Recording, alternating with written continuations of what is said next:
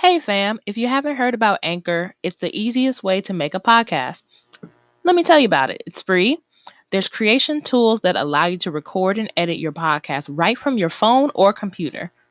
And Anchor will distribute your podcast for you so it can be heard across Spotify, Apple Podcasts, Google Podcasts, and many more. You can make money from your podcast with no minimum listenership. It's everything you need to make a podcast, just in one place. Now download the free Anchor app or go to anchor.fm to get started. You are listening to The Black Landscape with Andrea Spearman, where Black excellence is always trending.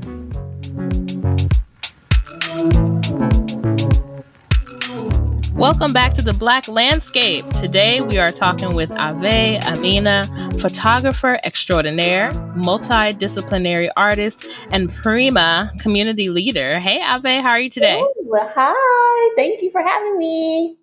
Well, let's jump right on in. Tell the folks listening about your background. How were you introduced to the arts? Sure. From Oakland, born and raised.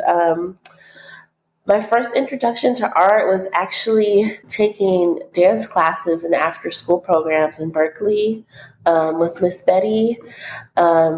She's an African dance teacher back in the day, and that kind of expanded to doing theater and dance, and I actually focused on that for a while, theater and dance throughout middle school and high school and community college, all the way to Laney College, where I did theater with Mr. Torres and did dance classes through the Laney College dance department.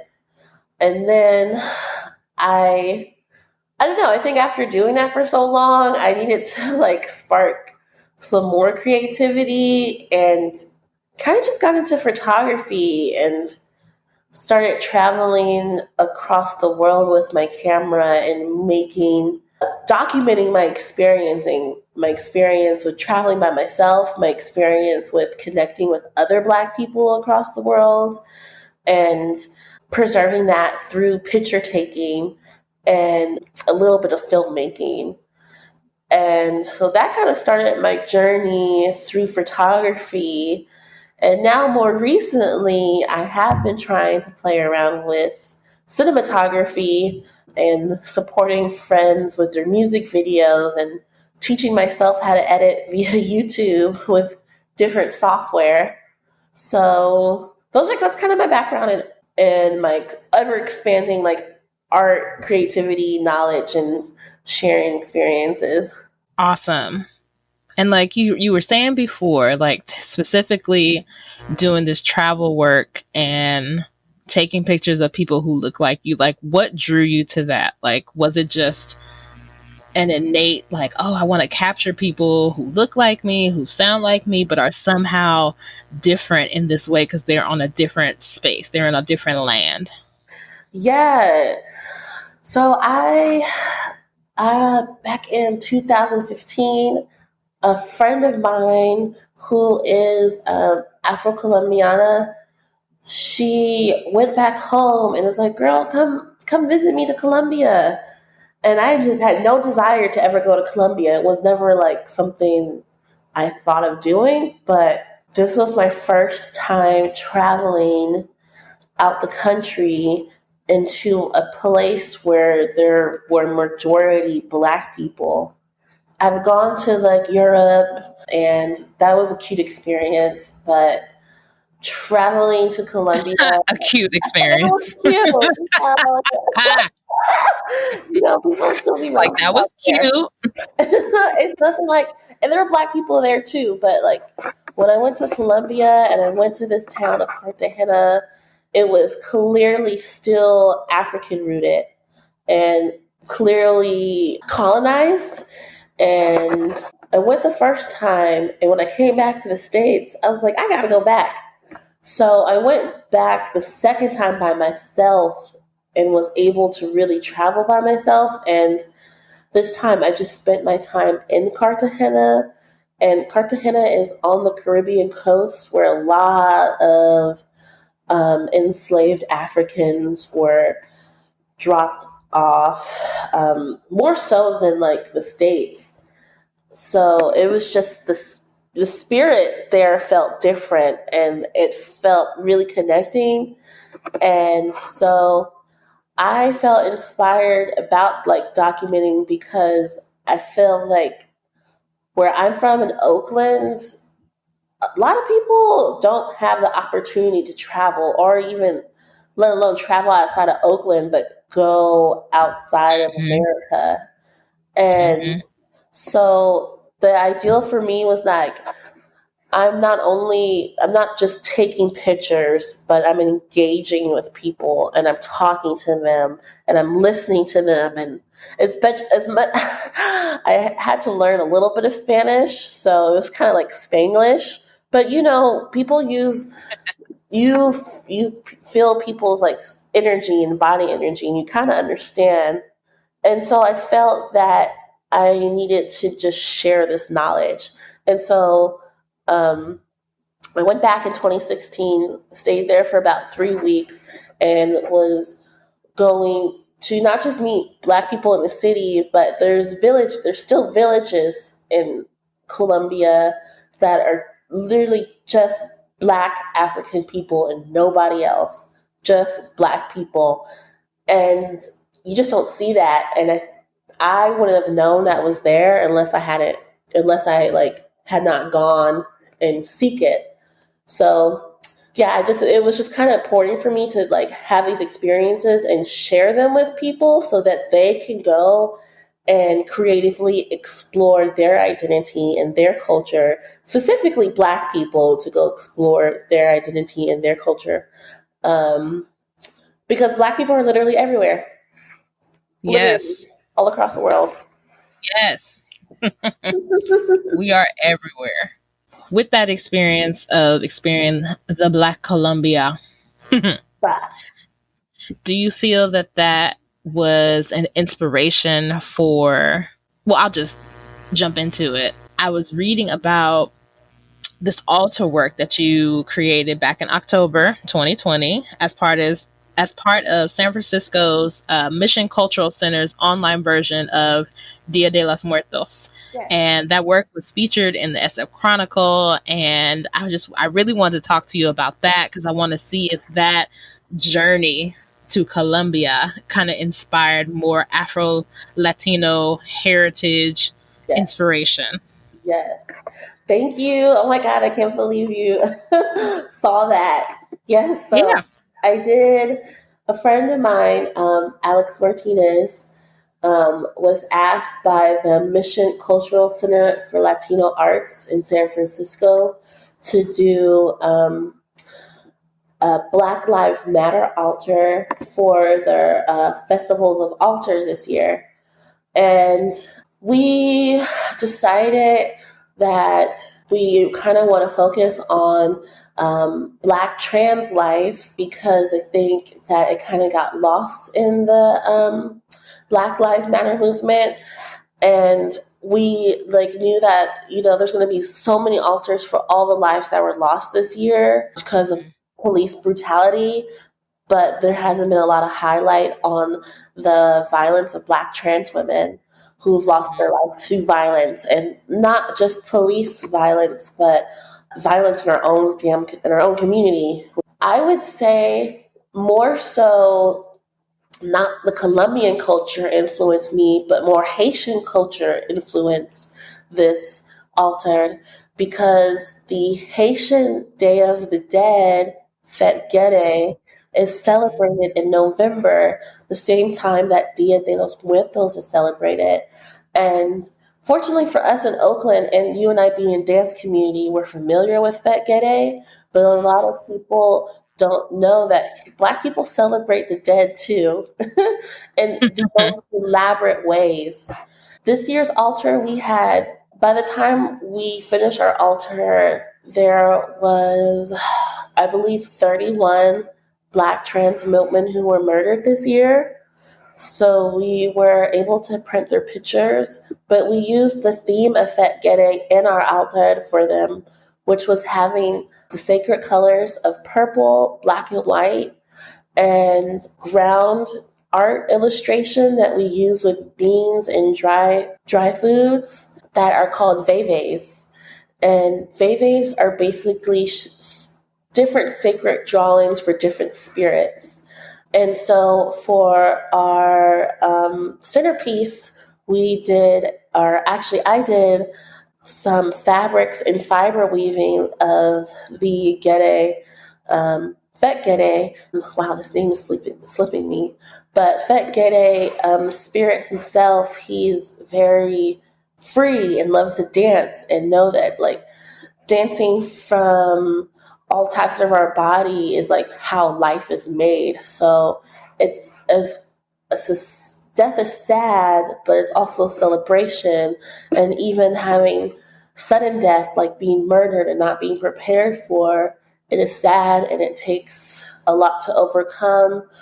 But the celebration of life and death is always like, it's like year round pretty much. So yeah, we really wanted to highlight that and highlight Black trans women, but also highlight Fet Gede as a way for, again, Black people to connect to our culture. And hopefully one day, like, we could have bigger celebrations of Fet Gede, as big as like Dias de los Muertos, so that way Black people could participate more. That would be amazing. Right? I definitely look forward to more people becoming aware of the celebration, becoming aware of our deep roots in not just Haitian culture, because it is like stemming from our African roots, Exactly. but also just of various African cultures and rituals that are in our past that we need to bring to our present and push towards the future to make more locally known, more regionally known, more nationally known. Yes. I don't think a lot of people I want to ask you again to repeat the amount of loved ones that we lost of our trans sisters. Yes. When we finished our ALTAD in late October, it was 31 Black trans sisters. And I know. Is that just for the Bay Area? No, this is across the country. It's a national number. Okay. National number. And it is, I know on Christmas Day, another Black trans woman was murdered. So it's a real problem. And I think that it's really important that when we have while we're having the Black Lives Matter movement, it's so strong and so big, and I love it. Like, I hate that this is where it's stemming from, but I love that like Black folks are like kind of on the same accord. But I really need, it was really important for me to express like, hey, Black trans women are getting murdered too, and we're not free until we're all free. So if all our Black trans sisters are struggling and being murdered and we're not talking about it, then it's very little justice in our Black Lives Matter movement if that's not being included. Exactly. And one thing that I know for myself, I like to extend it and say all Black Lives Matter. Exactly. To include our trans sister and brethren, to include our gender nonconforming people, to include us as Black hetero women, including gay Black men, including elders and young people, and all of us.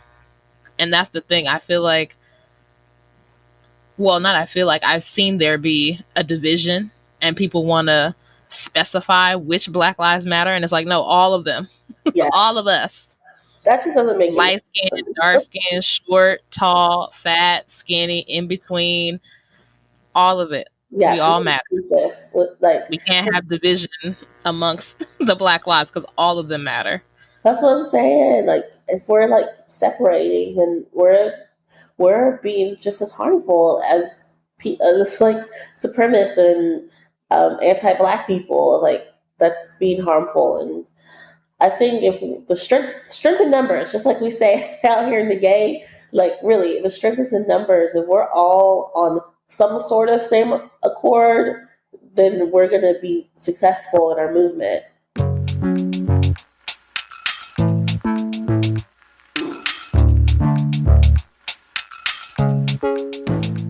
That was going to be my next question. Like, how has your social identity either inspired or affected your work?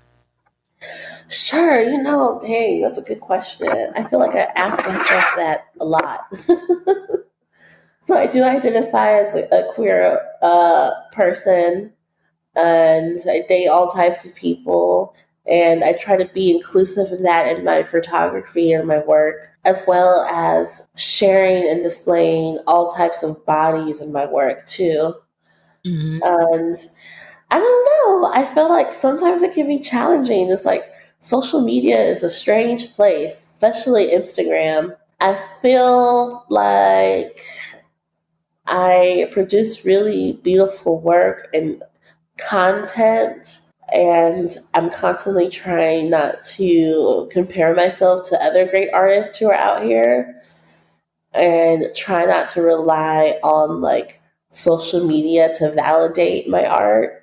But it's so interesting because a lot of times in different like art spaces and art communities, I kind of see like the same themes and the same type of people in art spaces. And not to say it's not beautiful, and I think it is beautiful, but a lot of times I would like to see some different people, and I would like to see in a lot of art spaces people prioritizing artists who are from here and who are out here and who are probably not kicking it in downtown Oakland, but artists who are in deep East Oakland who can't like hop on a bus and drop their art off, but more even like young artists, like more youth artists and elder artists too. There's so many elder artists that I like have talked to and see, and I'm just like, your work needs to be up somewhere or displayed somewhere. Yeah, I feel like I have a pretty good presence of like the themes that I want to like share with people. But again, or to add on, this year has been really challenging because traveling is so much a part of like my art practices with my documentation, and not being able to travel this year is really challenging. So I'm like revisiting of like what my art looks like since I'm not able to like travel. And I've noticed like other photographers use these beautiful like seamless backgrounds and plants, and I'm more of like a street in action talking to people photographer. But now I'm just like, okay, well maybe I can move to more stage photography so I can have more context and interview people. And even that's a little bit risky because of COVID, we're like we're not can't really hang out with people. So I guess I'm just always trying to innovate and be inclusive, and talking to people who probably don't get as much access to art privileges and art shows with my art practices. Does that make sense? Yeah. Yeah. Yeah. It definitely has been a challenging year Yeah. for artists who thrive on in-person engagement and encounters and interactions with people, and having to make that shift, that adjustment. It's not always, everyone doesn't always move at the same pace Right. when making that readjustment. And I've definitely seen that from, when did it really start hitting us here in the Bay Area? Like March? Yeah, Mark. from March to now. I've seen people make the shift. Like in April, they were like, boom, online classes available. Right. to some people being like, okay, we were gonna have this festival at the beginning of April. We're gonna shift that down to or over to an online festival, and please submit your videos, and we're gonna do that, and we're gonna have the showing, for people to be able to see, whether that's on Zoom or Twitch in Right. September, October, and like just shifting it more to the fall. And some people saying, I'm just not going to try to shift to online work at all at this moment because I'm still just trying to wrap my head around what's happening. Right. So Exactly. there's like a multitude of experiences, and some people have really shifted in surprising and inventive ways. It's like I've seen what you've done, specifically with the altars, and I think that's amazing to have people come into a space, still be able to come into a space, but still be safely apart, but still be able to show this work and be able to take time to create this work and develop this work that people can then come back to online. Yes. And it's like I don't have to necessarily be there, but I people can show me like the 360 view. I can keep coming back to the art. And that's one important thing that I think that's been a part of this shift, is not having so much of that live in the moment Yes. that we have with the arts, and you only get to see it for this one night only, or for just this weekend. I feel like it's giving people more time to absorb the art, to absorb the creativity that folks are putting out there. And that's one of the upsides of True the that. pandemic that I can say for sure. It's a little more access. Yes, very much so. And it's not just to folks, submitting videos locally. You're also able to access things that are in New York, that are in Atlanta, that are in DC, that are in the Carolinas. Like, there's been an upsurge of master classes and Instagram live classes with master legendary teachers such as Debbie Allen, and Yes. being able to see, Martha Graham company doing their warm-ups online, and all types of beautiful artistry that's happening across, and also across the globe, that you wouldn't have had access to if they were just a traveling tour company and they came to your city that one night and the tickets started at $200. Right. I know. You know, So, even Avé-Ameenah showed some free mhm. streaming of some of their choreography and their dances. Yes, yes, yes, yes. It's like the landscape is changing. It's true, and I just got That's to keep up with it. well, that's what I want to ask you too. Like, since you started doing travel photography and doing like multidisciplinary work, how have you seen the landscape of the Oakland Bay Area change while you started doing this work? Yes. So let's see. Yeah, it's been about a good 5 years since I've been traveling and taking pictures.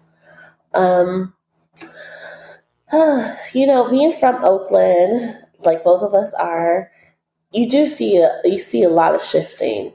There's a lot of shifting. Um, for one, I I don't know. It's a little bit confusing.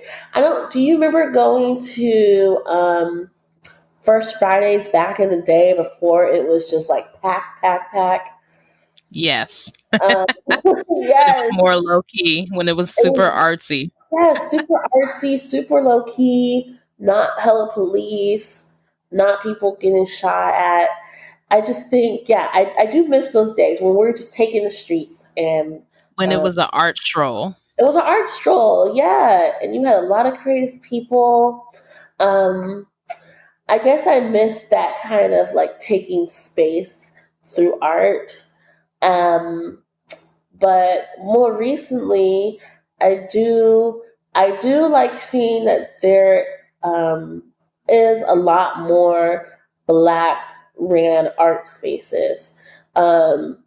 Or companies like Queen Hippie Gypsy. She's from Oakland. I'm just so happy that she has Yes. space down there. And the thing is, I haven't even met her, but I've been following her. I'm just like, yes, sis, like you're amazing.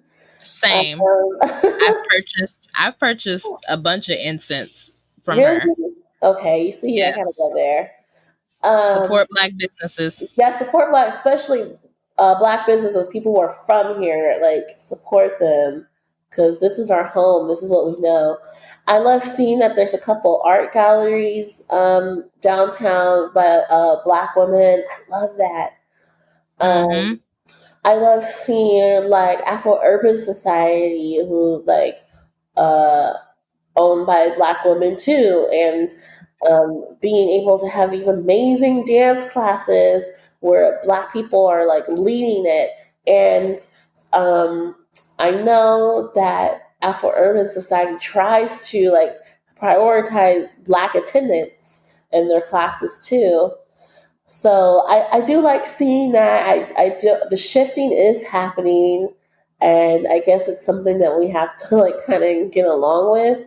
But like having like if I'm not seeing things I don't like, then that means I need to create things that I like. You know, I just fortunate was enough that this year I became an owner of a nonprofit called Oakland Soul, which stands for Sustain Ourselves Locally. And it's a small storefront above where I live.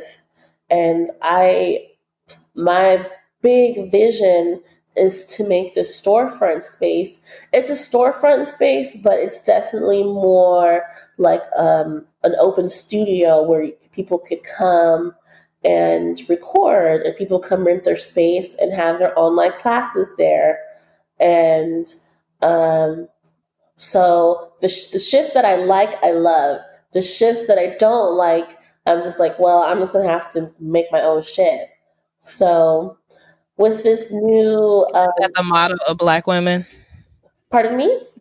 I said, isn't that the motto of Black women? I'm gonna have to Yes, make my own stuff. sorry for cursing, but yes, Oh no. we have to do that. And that's another thing. Like we Black women are, we have to take. We're the only ones who understand the trauma that we go through of just existing. So we're the only ones who really take care of each other. Like I'm seeing that the older I get, the more I just have to trust myself and trust the comfort of Black women and trust the safety around Black women because that's where I feel most comfortable. But yes, so this little space, Oakland Sustain Ourselves Locally, is a nonprofit storefront where I'm actively working on fundraising to have little studio space for Black artists, specifically Black women, to come and utilize this space for their art gain, for their social media gain, and for their own like self gain. And it has access to a big backyard, so people could come and chill and breathe. And there's chickens there, and you could pet some chickens. But yeah, so I think the the lands the landscape is shifting, but I'm just like, well, then we're gonna make it shift for ourselves and be better. That is amazing. Congratulations on this space. Thank you. Yes. We need more Black women in charge, well, period, and in charge of nonprofit organizations. Yes, we do. Like the more the better. Speaking on that nurturing spirit and collaborative spirit and bringing up the community, I read that you were working with an after school program. A while ago, yes. For a couple of years, I created an after school program at Cleveland Elementary School that was art based learning and creative based, which was really great because, let's see, it was a while ago. So I was 25 when I started that. I worked there for 4 years and built a complete after school program from scratch and had the opportunity to hire a small staff and really work with a whole bunch of POC creative. It was important to me to have Black and POC teachers as a reflection of the community who they're teaching and serving in. And I had that for a good 4 years. And the only reason why I left it was because I wanted to. That was my first like full time 5 days, 40 hours a week salary benefit job. So it was really great, but I wasn't doing my art practices. I wasn't able to fit that in because I was so tired. And so that was like my baby. It was a good start. It was a good Mm-hmm. learning process about how to operate businesses and budgeting and payrolls and money and stuff, because that's a whole other skill when you start like a small Hmm. business or a nonprofit is learning financial literacy, which I'm just like that. I hopefully you can find somebody to speak here in Black Landscape about financial literacy because I'd love to learn about that more. But I did have that after school program for 4 years and then went to preschool teaching. And now I'm finally out on a limb and trying to do this nonprofit art space. So hopefully those skills will keep me going for this new project. Yes, the skills definitely transfer for sure. But I just want to just revisit this after school program. Do you think you'll ever do that again? I would like to, yes. Part of the vision for Oakland Soul is having a youth internship where hopefully middle school and high school youth can be paid after school to come work in the garden in the back. The garden is about a quarter of an acre, and it is my vision to have youth come around spring to help clear the land, start um, planting seeds in the greenhouse, making a garden plan, growing food, and then harvest food and have a dinner with the family in our community that the youth has grown, harvested, and cooked, and being paid for this internship. So that's kind of like my long-term vision for 2021 is to have a summer youth internship program for Oakland's youth, elder youth. Yes, I believe it. You shall achieve it. Thank you. Yeah, no, I definitely feel like there need to be alternatives for young people to dive into this work where you really have to use your hands, Yeah. and it it connects you in a way when you have to physically do something, you have to physically work the earth, plant the seeds, water, and it requires commitment. That's the thing. It's like we have for the children, not just Oakland, but in general, we have to provide this space of commitment and consistency because Yeah. they see it in us and then they want to do it for themselves. And it's like we're counting on you. We want you to be accountable and responsible. And I think that's what a lot of young people need, Yeah. so that way their minds and bodies don't start wandering off the path into negative activities. Exactly. And I think with social media and with like all these technologies, it's really easy to get thrown off that path. Hmm. Um, and like having this, I just find like, yeah, like hello, Black Americans, African Americans, we come from working on the land. It is in our blood to work in the land. And we did that in Africa, and then we're enslaved here to do that. It's definitely healing work, and the youth are really capable. I've seen it. Like I've seen youth get really excited to grow food, get really excited to do projects. It's just about having a really healthy routine with them and not being like an authority with them, but having somebody to relay and build and have some sort of foundation so that they are trusting us adults and they are trusting with each other through community building. That's how you create new plant moms and dads. Yes, And you start them young. exactly.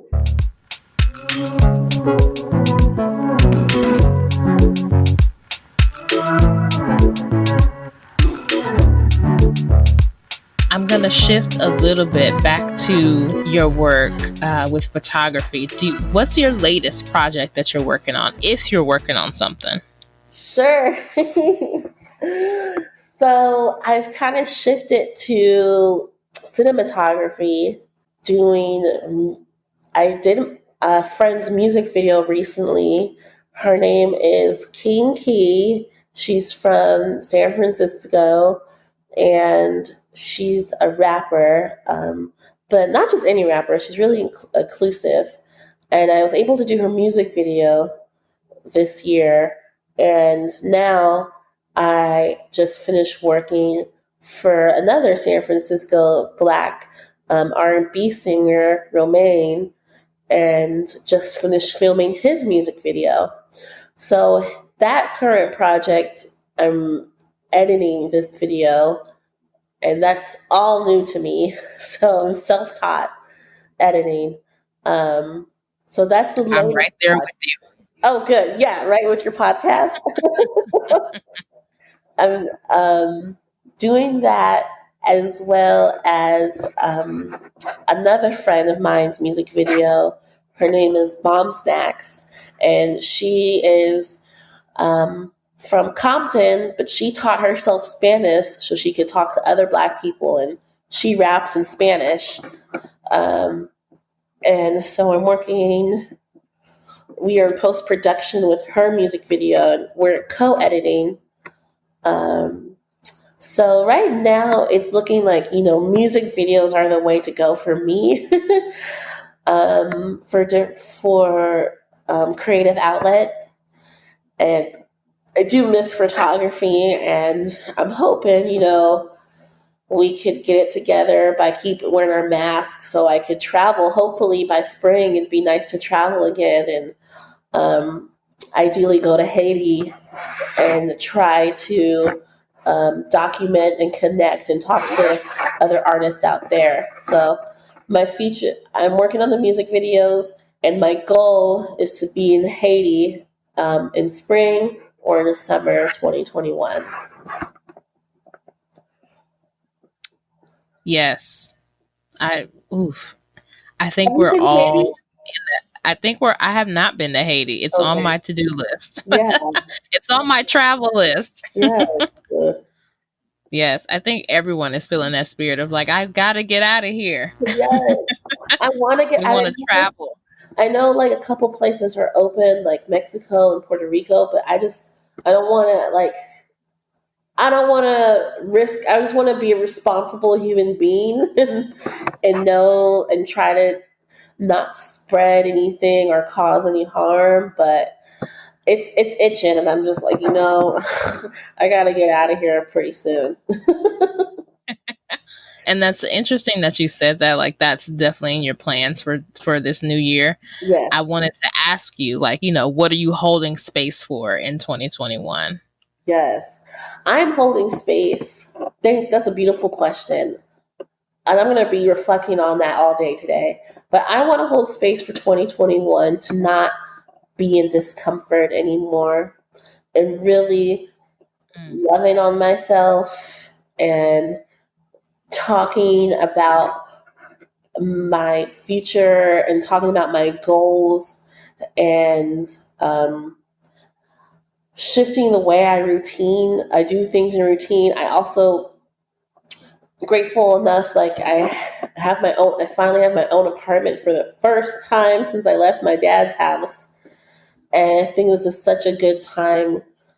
Yee! I know, to be by myself is really examine how my routines are. So, I really want to focus not being discomfort, completing my goals, writing my goals, being okay with being in my own body. I totally understand that. There's so many things that we have to reflect on, especially once one is living alone and having that space and peace and time to really reflect inwards. Yeah, this is definitely that time of year where reflection is top priority. Totally. Totally, And I guess I would say if there was a positive that came out this year, it's that I had time to do that. Yes. Yes. Well, thank you so much for joining us, Ave. This is so great. I love this. Thank you, Andrea. This is beautiful. And thank you so much to all of you out there. This has been another episode of The Black Landscape with Andrea Spearman, where Black excellence is always trending.